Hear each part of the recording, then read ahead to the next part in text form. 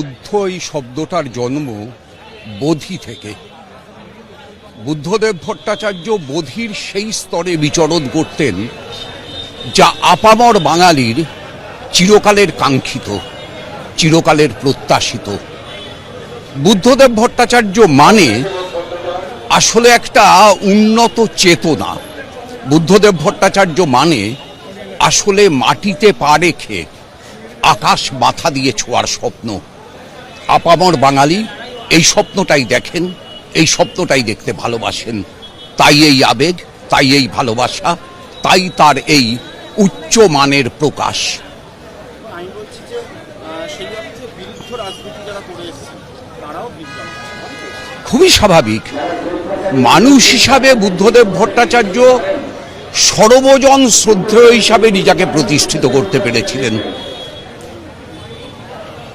এমন একজন মানুষ খুঁজে পাওয়া মুশকিল যিনি সামনে দাঁড়িয়ে বলবেন এই মানুষটা এই এই অপরাধে অপরাধী।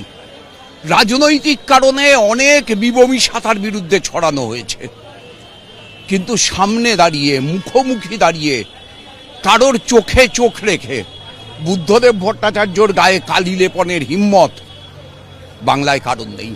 অনেক দিন বুদ্ধ এবং আমরা রেসিডেন্সি কলেজের সময় থেকে মানে 1961 সালের থেকে পরস্পর পরিচিত এবং ওর অভাবটা তাই বিশেষভাবে অনুভব করছি।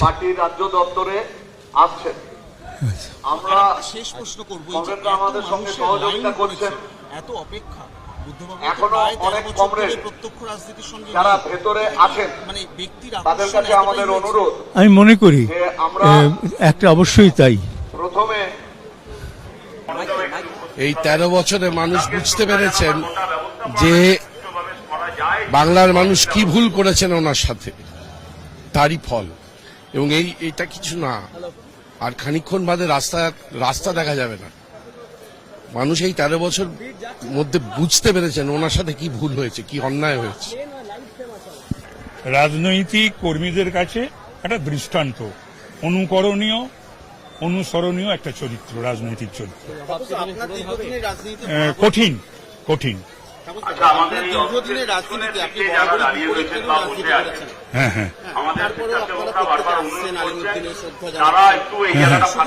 আমি আসলে ওনাকে আমিও ছাত্র যুব আন্দোলন থেকে ওঠা, উনিও ছাত্র যুব আন্দোলন থেকে উঠে বাংলার মুখ্যমন্ত্রী হয়েছিলেন এবং আমি ওনাকে 10 বছর পেয়েছিলাম বিধানসভায়, মন্ত্রী হিসাবে, উপমুখ্যমন্ত্রী হিসাবে, স্বরাষ্ট্রমন্ত্রী হিসাবে এবং মুখ্যমন্ত্রী হিসাবে।